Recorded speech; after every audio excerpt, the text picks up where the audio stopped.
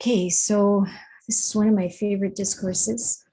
Some of you already know that. Of course, I say that a lot about a lot of the discourses of the Buddha. And this one is in Majjhima Nikaya, the middle length discourses. It's number 8. And I chose it for this topic because it gives us a formula for dissolving that sense of self through working with the most powerful ways it expresses itself in defilements. And so, as you can see, this is said to have taken place at Savatthi in Jeta's Grove at Anathapindika's monastery. In the late afternoon, Venerable Mahachunda came out of retreat and went to the Buddha. He bowed, sat down to one side, and said to the Buddha, "Sir, there are many different views that arise in the world connected with doctrines of self and with doctrines of the cosmos. How does a mendicant who is focusing on the starting point give up and let go of these views?"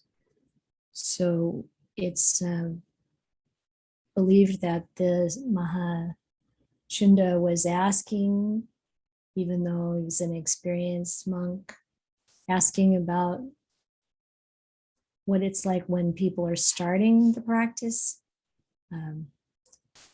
We think probably because he had a number of students that he wanted to hear, he wanted them to hear the Buddha's words about this, letting go of these ideas of self and the world. And the Buddha says, "Chunda, there are many different views that arise in the world connected with doctrines of the self and with doctrines of the cosmos. A mendicant gives up and lets go of these views by truly seeing with right wisdom where they arise, where they settle in, and where they operate as, this is not mine. I'm not this. This is not myself." So this is the Buddha's way of helping all of those who are caught up in who am I, who have I been, who am I going to be, all of those questions. What is the beginning of the world, and all kinds of theories about the world. And, it's like, hey, look at it. This isn't yours. Basically, SEP, someone else's problem. Maybe that's nobody's problem. But then the Buddha says, it's possible that a certain mendicant, quite secluded from sensual pleasures, secluded from unskillful qualities, might enter and remain in the first absorption or the first jhana, with rapture and bliss, born of seclusion. And while placing the mind and keeping it connected, meaning this is vitaka vichara, this is, putting your attention on an object and keeping it there.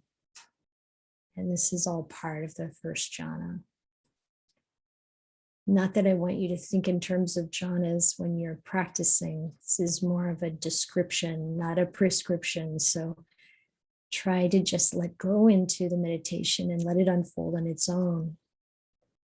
But here the Buddha is talking about, okay, we can be meditating, and we might think, he says, or they might think that they're practicing self-effacement. Now, there are some, in other translations, it might just be translated as effacement. And the way I like to think of this is, they might be thinking that they've let go of their defilements. They might be thinking that they've kind of rubbed them away and erased them. So because one definition of effacement is kind of a rubbing away. It's like taking an eraser and really erasing something that's been written. Some of our defilements are, kind of in ink. We may have to really, really work on them. And we've heard many stories of meditators who, go to seclusion, maybe in the forest, spending time alone, having wonderful meditation states, and feeling like I've really made progress. I'm awake. I'm enlightened.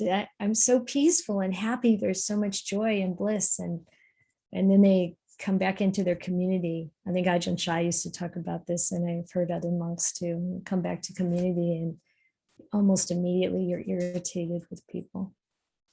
So, as one monk I heard say, "Where did the Arahant go?" Say.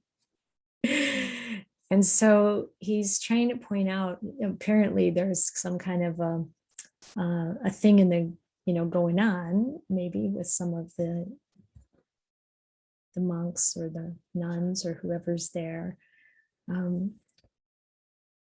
really thinking that samadhi alone is enough. Of course, it's not quite, it's necessary, but it's not quite enough. And then the Buddha goes through talking about the second absorption, the third absorption with their qualities, and the fourth absorption. And then he goes beyond that into the immaterial states of space is infinite. I'm just going to scroll through this. This isn't the main point of our focus today. The dimension of infinite space.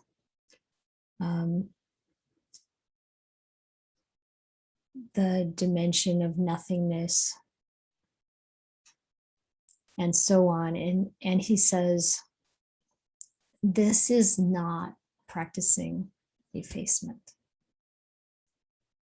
It's important, it's useful, but it's not practicing effacement. And then he says, now Chunda, you should work on self-effacement in each of the following ways. So now this is a bit of a long list, but I've condensed it, or I've selected some of the, I think there are 44 actual things listed here, but I have pulled out the ones that I think are particularly valuable as we look to kind of reduce this tyranny of the personality, or, this kind of first and foremost, having our persona out there. And so this is where he says, and I love this line, actually, others will be cruel, but we will not be cruel here. And for each of these, others will kill living beings, but we will not kill living beings here. I've always felt like this is a beautiful way to think about our monastery or our home. Others will steal, but we will not steal. And be unchaste, lie, speak divisively, speak harshly, talk nonsense. As you can see, we're working through the precepts and actually the 10 unwholesome things. We won't be covetous. We won't have ill will. We won't have wrong view.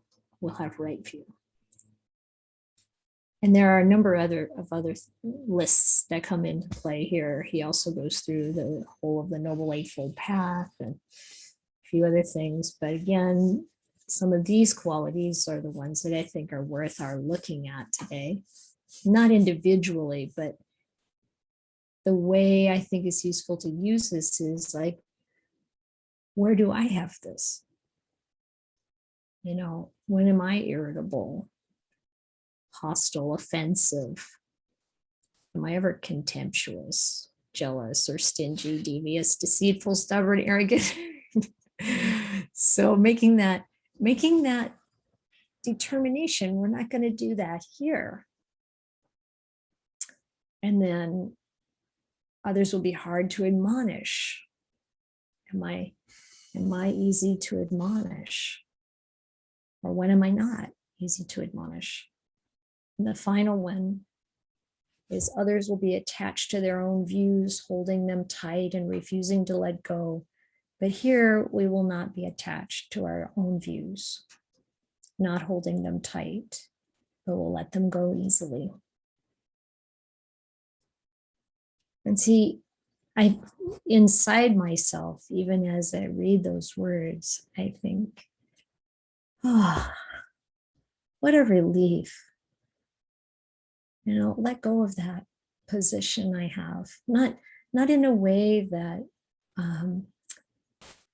deteriorates or discounts the stand we take on what's wholesome and of good value. Of course, we want to uphold the Dhamma in our life and in the world. But we don't have to do that by fighting or pushing. Like the Buddha in one sutta says, I never argue with anybody. I don't fight with anybody. People fight with me. They argue with me. But you know, he had very skillful ways of being really clear and firm in right view and in right virtue, in virtue, without having to bring forward a hard edge. Oh, that's not quite right. Sometimes he was very strong in the things he said, but I'm really kind of wanting to, you know, dig into this distinction of when there's a personal attitude of selfing, as opposed to just a clear understanding of truth and an expression of that. A clear understanding of morality and an expression of that, a clear understanding of right view and an expression of that. So I hope that makes sense.